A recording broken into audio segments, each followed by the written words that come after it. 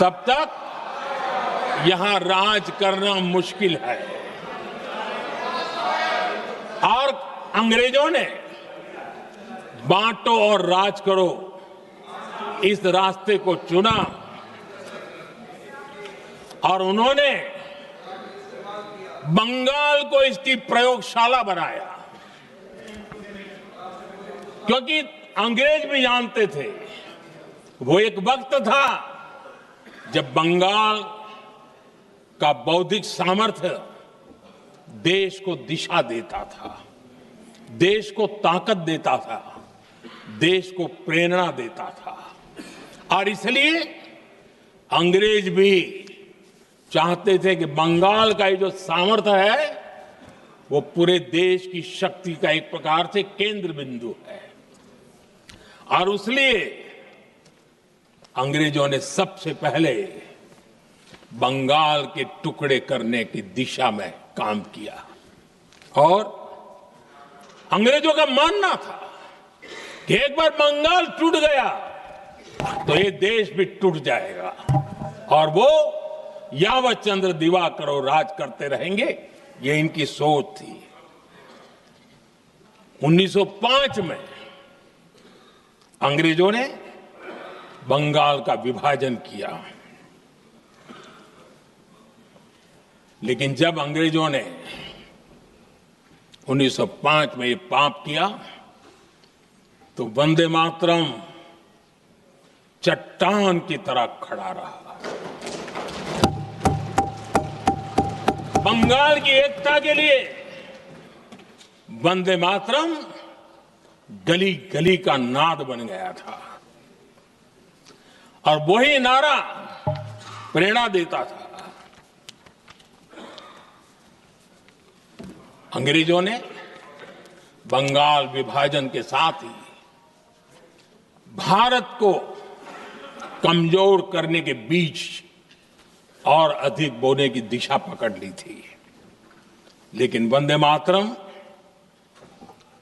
एक स्वर एक सूत्र के रूप में अंग्रेजों के लिए चुनौती बनता गया और देश के लिए चट्टान बनता गया। आदरणीय अध्यक्ष जी, बंगाल का विभाजन तो हुआ, लेकिन एक बहुत बड़ा स्वदेशी आंदोलन खड़ा हुआ और तब वंदे मातरम हर तरफ गूंज रहा था। अंग्रेज समझ गए थे कि बंगाल की धरती से निकला बंकिम दा का ये भाव सूत्र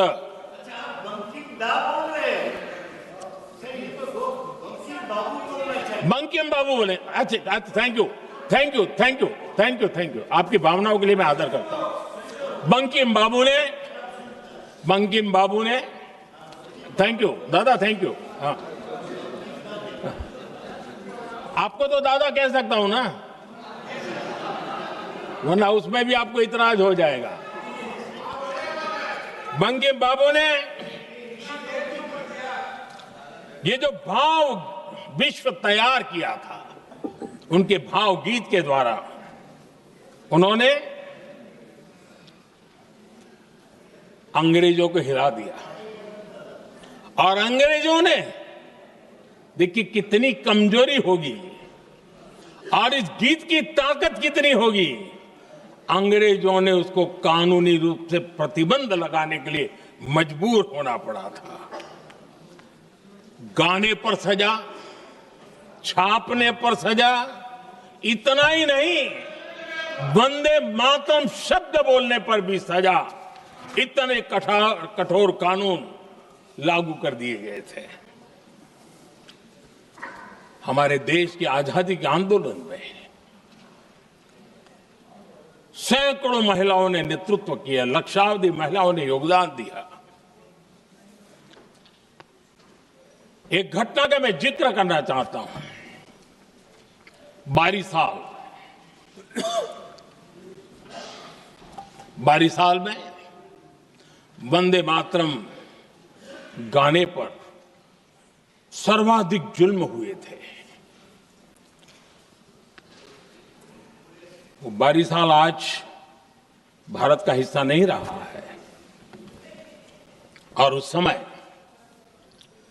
बारिसाल की हमारी माताएं, बहनें, बच्चे मैदान में उतरी थी वंदे मातरम के स्वाभिमान के लिए। इस प्रतिबंध के विरोध में लड़ाई के मैदान में उतरी थी और तब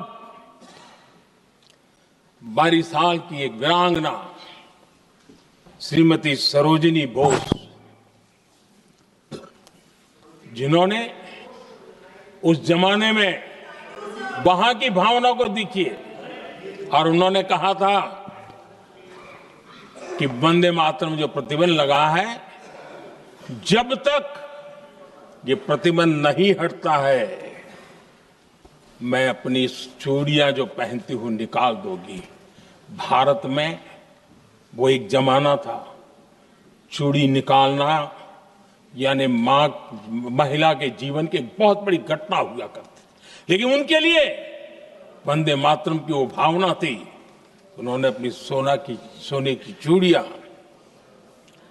जब तक वंदे मातरम प्रतिबंध नहीं हटेगा मैं दोबारा नहीं धारण करूंगी, ऐसा बड़ा व्रत ले लिया था। हमारे देश के बालक भी पीछे नहीं रहे थे। उनको कोड़े की सजा होती थी, छोटी छोटी उम्र में उनको जेल में बंद कर दिया जाता। और उन दिनों खास करके बंगाल की गलियों में लगातार वंदे मातरम के लिए प्रभात फेरियां निकलती थी। अंग्रेजों के नाको दम कर दिया था। और उस समय गीत गूंजता था बंगाल में, जाए जाबे जीवोनो चोले, जाए जाबे जीवोनो चोले, जोगो तो माजे तोमार काजे वंदे मातरम बोले। अर्थात हे मां, संसार में तुम्हारा काम करते और वंदे मातरम कहते जीवन भी चला जाए तो वो जीवन भी धन्य है। ये बंगाल की गलियों में बच्चे कह रहे हैं। ये गीत उन बच्चों की हिम्मत का स्वर था और उन बच्चों की हिम्मत ने देश को हिम्मत दी थी। बंगाल की गलियों से निकली आवाज देश की आवाज बन गई थी।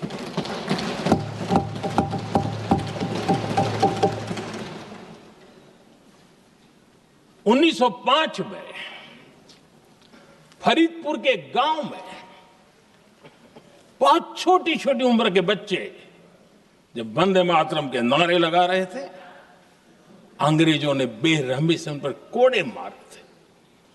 यानी एक प्रकार से जीवन और मृत्यु के बीच लड़ाई लड़ने के लिए मजबूर कर दिया था। इतना अत्याचार हुआ था। 1906 में नागपुर में नील सिटी हाई स्कूल के उन बच्चों पर भी अंग्रेजों ने ऐसे ही जुल्म किए थे। गुनाह यही था कि वो एक स्वर से वंदे मातरम बोल करके खड़े हो गए थे। उन्हें वंदे मातरम के लिए मंत्र का महात्म्य अपनी ताकत से सिद्ध करने का प्रयास किया था। हमारे जांबाज सपूत बिना किसी डर के फांसी के तख्त पर चढ़ते थे और आखिरी सांस तक वंदे मातरम, वंदे मातरम, वंदे मातरम, यही उनका भाव घोष रहता था। खुदीराम बोस, मदनलाल ढींगरा, राम प्रसाद बिस्मल, अशफाक उल्लाह खान, रोशन सिंह, राजेंद्र नाथ लाहिड़ी, रामकृष्ण विश्वास, अनगिनत जिन्होंने वंदे मातरम कहते कहते फांसी के फंदे को अपने गले पर लगाया था। लेकिन देखिए, ये अलग अलग जेलों में होता था, अलग अलग इलाकों में होता था। प्रक्रिया करने वाले चेहरे अलग थे, लोग अलग थे। जिन पर जुल्म हो रहा था उनकी भाषा भी अलग थी। लेकिन एक भारत श्रेष्ठ भारत, इन सब का मंत्र एक ही था, वंदे मातरम।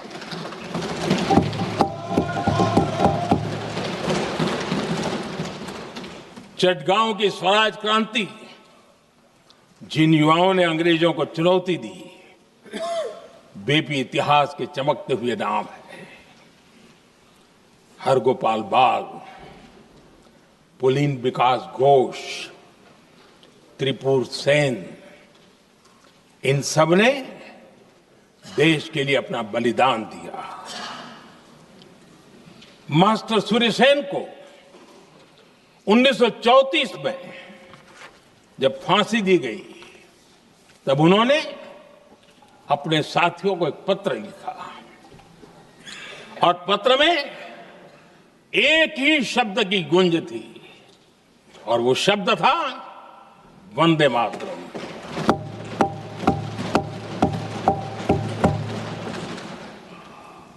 आदरणीय अध्यक्ष जी, हम देशवासियों को गर्व होना चाहिए। दुनिया के इतिहास में कहीं पर भी ऐसा कोई काव्य नहीं हो सकता, ऐसा कोई भावगीत नहीं हो सकता जो सदियों तक एक लक्ष्य के लिए कोटि कोटि जनों को प्रेरित करता हो और जीवन आहूत करने के लिए निकल पड़ते हो। दुनिया में ऐसा कोई भावगीत नहीं हो सकता जो वंदे मातरम। पूरे विश्व को पता होना चाहिए कि गुलामी के कालखंड में भी ऐसे लोग हमारे यहां पैदा होते थे जो इस प्रकार के भावगीत की रचना कर सकते थे। ये विश्व के लिए अजूबा है, हमें गर्व से कहना चाहिए, तब दुनिया भी मानना शुरू करेगी। ये हमारी स्वतंत्रता का मंत्र था, ये बलिदान का मंत्र था, ये ऊर्जा का मंत्र था, ये सात्विकता का मंत्र था, ये समर्पण का मंत्र था, ये त्याग और तपस्या का मंत्र था, संकटों को सहने का सामर्थ्य देने का ये मंत्र था और वो मंत्र वंदे मातरम था। और इसलिए गुरुदेव रविंद्रनाथ टैगोर ने लिखा था, उन्होंने लिखा था, एकी सूत्रे बांधी आछी सोहोस्टोटी मौन, एक ही कार्य सौंपी आची सहस्त्रो जीवन वंदे मातरम। अर्थात एक सूत्र में बंधे हुए सहस्त्र मन, एक ही कार्य में अर्पित सहस्त्र जीवन वंदे मातरम। ये रविंद्रनाथ टैगोर जी ने लिखा। आदरणीय अध्यक्ष जी, उसी कालखंड में वंदे मातरम की रिकॉर्डिंग दुनिया के अलग अलग भागों में पहुंची और लंदन में जो क्रांतिकारियों की एक प्रकार से तीर्थ भूमि बन गया था, वो लंदन का इंडिया हाउस, वीर सावरकर जी ने वहां वंदे मातरम गीत और वहां ये गीत बार बार गूंजता था। देश के लिए जीने मरने वालों के लिए वो एक बहुत बड़ा प्रेरणा का अवसर रहता था। उसी समय बिपिन चंद्र पाल और महर्षि अरविंद घोष, उन्होंने अखबार निकाले, उस अखबार का नाम भी उन्होंने वंदे मातरम रखा। यानी डगर डगर पर अंग्रेजों की नींद हराम करने के लिए वंदे मातरम काफी हो जाता था और इसलिए उन्होंने इस नाम रखा। अंग्रेजों ने अखबारों पर रोक लगा दी तो मैडम भिकाजी कामा ने पेरिस में एक अखबार निकाला और उसका नाम उन्होंने वंदे मातरम रखा। आदरणीय अध्यक्ष जी, वंदे मातरम ने भारत को स्वावलंबन का रास्ता भी दिखाया। उस समय माचिस की डिबिया, मैच बॉक्स, वहां से लेकर के बड़े बड़े शिप, उस पर भी वंदे मातरम लिखने की परंपरा बनी। और बाहरी कंपनियों को चुनौती देने का एक माध्यम बन गया, स्वदेशी का एक मंत्र बन गया। आजादी का मंत्र स्वदेशी के मंत्र की तरफ विस्तार होता गया। आदरणीय अध्यक्ष जी, मैं एक और घटना का जिक्र भी करना चाहता हूं। 1907 में जब वीओ चिदम्बरम पिल्लाई, उन्होंने स्वदेशी कंपनी का जहाज बना, तो उस पर भी लिखा था वंदे मातरम।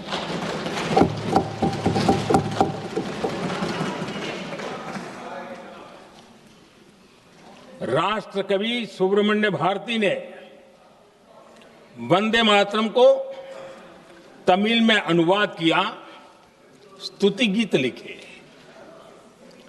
उनके कई तमिल देशभक्ति गीतों में वंदे मातरम की श्रद्धा साफ साफ नजर आती है।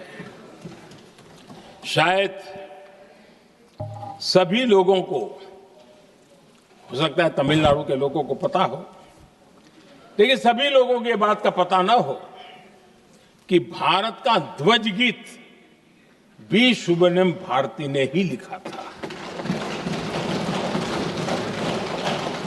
उस ध्वज गीत का वर्णन, जिस पर वंदे मातरम लिखा हुआ था, तमिल में इस ध्वज गीत का शीर्षक था ताइन माणी कोड़ी पारीर, तालंदु पणिंदु पुलहिंद्रु वारीर। अर्थात देश प्रेमियों, दर्शन कर लो, सविनय अभिनंदन कर लो, मेरी मां की दिव्य ध्वजा का वंदन कर लो।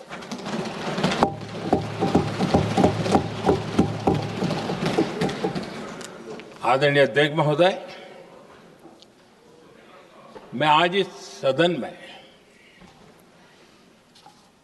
वंदे मातरम पर महात्मा गांधी की भावनाएं क्या थी, वो भी रखना चाहता हूं।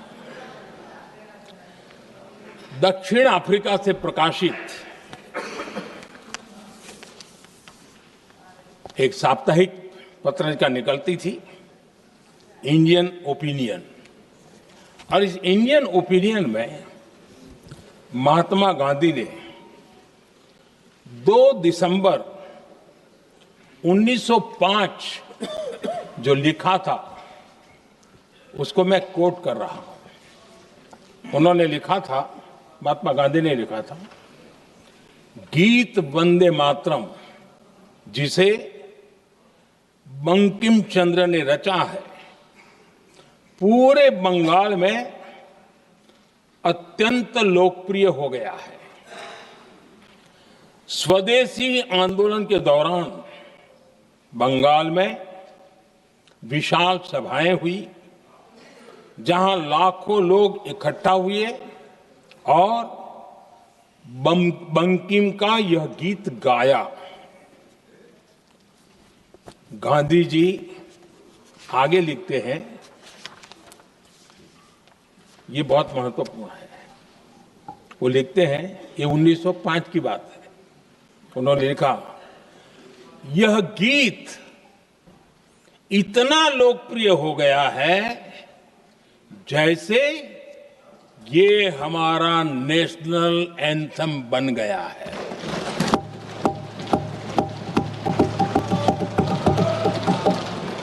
इसकी भावनाएं महान है और यह अन्य राष्ट्रों के गीतों से अधिक मधुर है।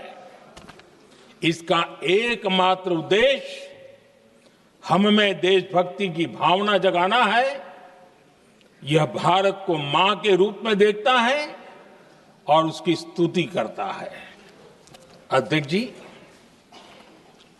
जो वंदे मातरम 1905 में महात्मा गांधी को नेशनल एंथम के रूप में दिखता था, देश के हर कोने में, हर व्यक्ति के जीवन में जो भी देश के लिए जीता जानता, देश के लिए जागता था, उन सब के लिए वंदे मातरम की ताकत बहुत बड़ी थी। वंदे मातरम इतना महान था, जिसकी भावना इतनी महान थी, तो फिर पिछली सदी में इसके साथ इतना बड़ा अन्याय क्यों हुआ?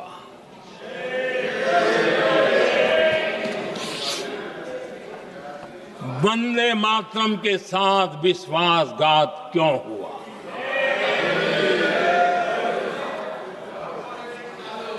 ये अन्याय क्यों हुआ? वो कौन सी ताकत थी जिसकी इच्छा खुद पूज्य बापू की भावनाओं पर भी भारी पड़ गई, जिसने वंदे मातरम जैसी पवित्र भावना को भी विवादों में घसीट दिया? मैं समझता हूं कि आज जब हम वंदे मातरम के 150 वर्ष का पर्व मना रहे हैं, चर्चा कर रहे हैं, तो हमें उन परिस्थितियों को भी हमारी नई पीढ़ियों को जरूर बताना हमारा दायित्व है, जिससे के वजह से वंदे मातरम के साथ विश्वासघात किया गया। वंदे मातरम के प्रति मुस्लिम लीग की विरोध की राजनीति तेज होती जा रही थी। मोहम्मद अली जिन्ना ने लखनऊ से 15 अक्टूबर 1937 को वंदे मातरम के विरुद्ध का नारा बुलंद किया। फिर कांग्रेस के तत्कालीन अध्यक्ष जवाहरलाल नेहरू को अपना सिंहासन डोलता दिखा। बजाय कि नेहरू जी मुस्लिम लीग के आधारहीन बयानों को तगड़ा जवाब देते, करारा जवाब देते, मुस्लिम लीग के बयानों की निंदा करते,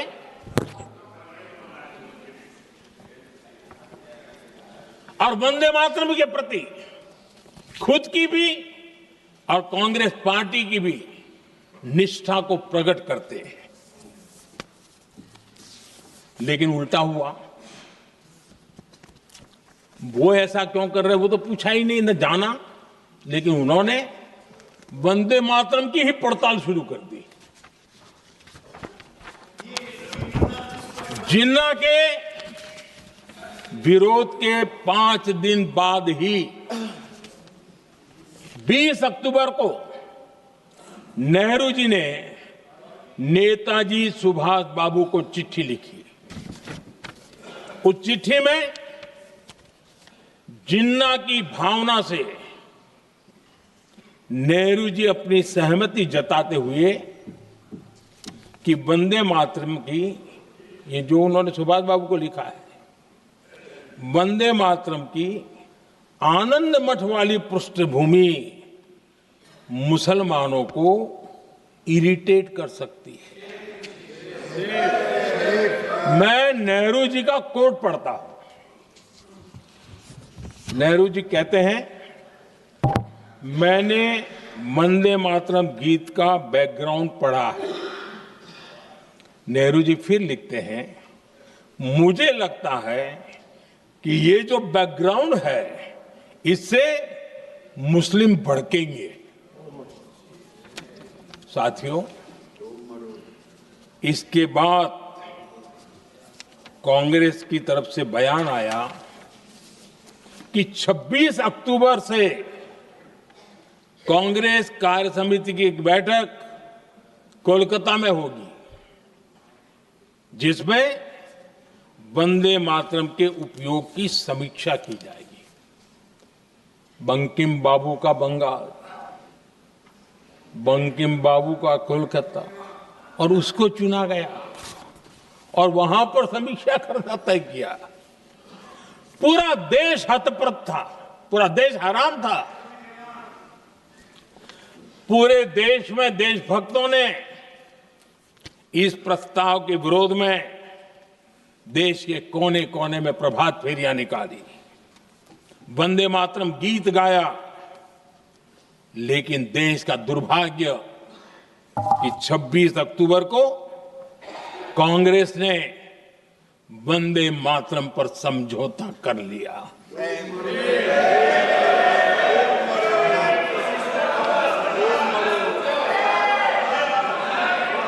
वंदे मातरम के टुकड़े करने के फैसले में,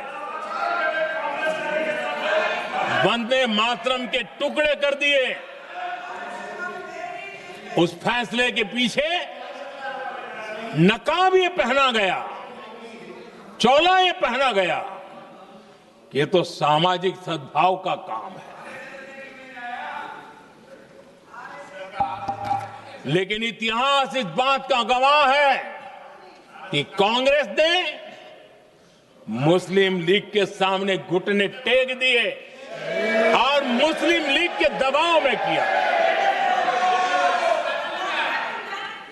और कांग्रेस का ये तुष्टीकरण की राजनीति को साधने का एक तरीका था। आदरणीय अध्यक्ष जी, तुष्टीकरण की राजनीति के दबाव में कांग्रेस वंदे मातरम के बंटवारे के लिए झुकी। इसलिए कांग्रेस को एक दिन भारत के बंटवारे के लिए झुकना पड़ा।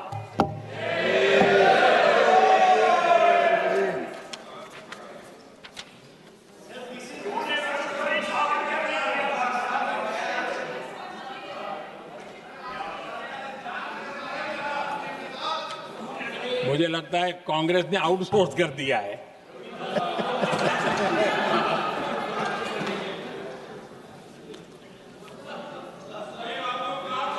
दुर्भाग्य से कांग्रेस की नीतियां वैसी की वैसी थी है, और इतना ही नहीं, आईएनसी चलते चलते एमएमसी हो गया है।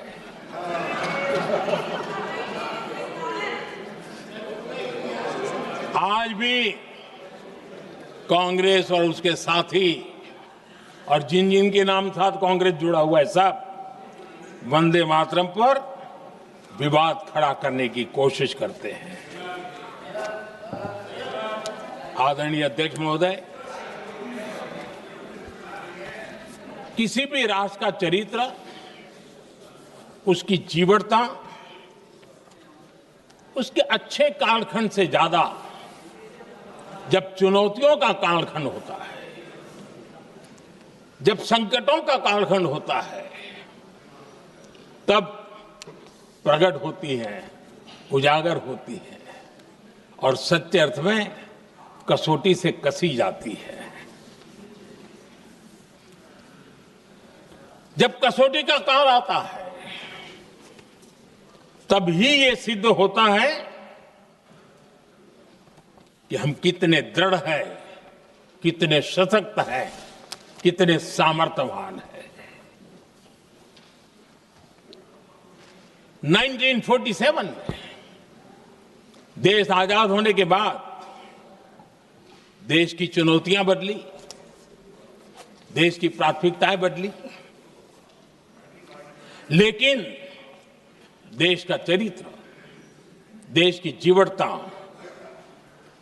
वही रही, वही प्रेरणा मिलती रही।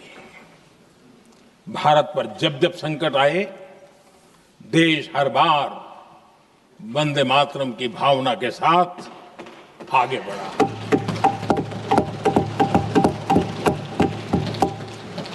बीच का कालखंड कैसा गया जाने दो, लेकिन आज भी 15 अगस्त 26 जनवरी की जब बात आती है, हर घर तिरंगा की बात आती है, चारों तरफ वो भाव दिखता है, तिरंगे झंडे फहराते। एक जमाना था जब देश पर खाद्य का संकट आया, वही वंदे मातरम का भाव था। मेरे देश के किसानों ने अंदर के भंडार भर दिए, और इसके पीछे भाव वही है, वंदे मातरम। जब देश की आजादी को कुचलने की कोशिश हुई, संविधान के पीठ पे छुरा भोंक दिया गया, आपातकाल थोप दिया गया, यही वंदे मातरम की ताकत थी कि देश खड़ा हुआ और परास्त करके रहा। देश पर जब भी युद्ध थोपे गए, देश को जब भी संघर्ष की नौबत आई, यही वंदे मातरम का भाव था।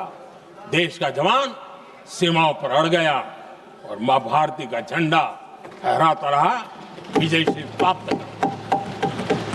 कोरोना जैसे वैश्विक महासंकट आया, यही देश उसी भाव से खड़ा हुआ, उसको भी परास्त करके आगे बढ़ गया। आदरणीय अध्यक्ष जी, यह राष्ट्र की शक्ति है, यह राष्ट्र को भावनाओं से जोड़ने वाला सामर्थ्यवान एक ऊर्जा प्रवाह है, ये चेतना प्रवाह है, ये संस्कृति की अविरल धारा का प्रतिबिंब है, उसका प्रकटीकरण है। ये वंदे मातरम हमारे लिए सिर्फ स्मरण करने का काल नहीं, एक नई ऊर्जा, नई प्रेरणा का लेने का काल बन जाए, और हम उसके लिए प्रति समर्पित होते चले। और मैंने पहले कहा, हम लोगों पर तो कर्ज है वंदे मातरम का। वही वंदे मातरम है जिसने वो रास्ता बनाया, जिस रास्ते से हम यहां पहुंचे हैं, और इसलिए हमारा कर्ज बनता है।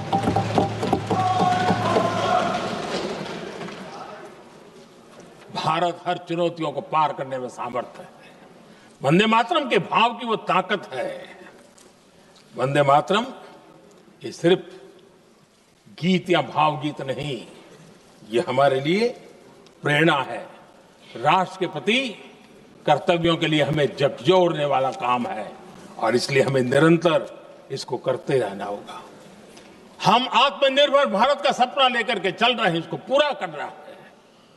वंदे मातरम हमारी प्रेरणा है।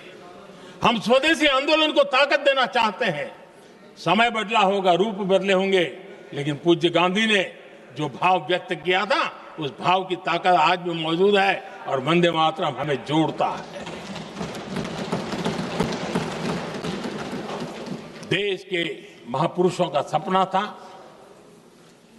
स्वतंत्र भारत का। देश की आज की पीढ़ी का सपना है समृद्ध भारत का। आजाद भारत का सपने को सिंचा था वंदे भारत की भावना है, वंदे मातरम की भावना ने। समृद्ध भारत के सपने को सींचेगा वंदे मातरम की भावना। उसी भावना को लेकर के हमें आगे चलना है, और हमें आत्मनिर्भर भारत बनाना। 2047 में देश विकसित भारत बन के रहे। अगर आजादी के 50 साल पहले कोई आजाद भारत का सपना देख सकता था, तो 25 साल पहले हम भी तो समृद्ध भारत का सपना देख सकते हैं, विकसित भारत का सपना देख सकते हैं, और इस सपने के लिए अपने आप को खपा भी सकते हैं। इसी मंत्र, इसी संकल्प के साथ वंदे मातरम हमें प्रेरणा देता रहे। वंदे मातरम का हम रण स्वीकार करें, वंदे मातरम की भावना को लेकर के चले, देशवासियों को साथ लेकर के चले, हम सब मिलकर के चले, इस सपने को पूरा करें। इसी एक भाव के साथ ये चर्चा का आज आरंभ हो रहा है। मुझे पूरा विश्वास है कि दोनों सदनों में देश के अंदर वो भाव भरने वाला कारण बनेगा, देश को प्रेरित करने वाला कारण बनेगा, देश की नई पीढ़ी को ऊर्जा देने का कारण बनेगा। इन्हीं शब्दों के साथ आपने मुझे अवसर दिया, मैं आपका बहुत बहुत आभार व्यक्त करता हूं। बहुत बहुत धन्यवाद। वंदे मातरम, वंदे मातरम, वंदे मातरम।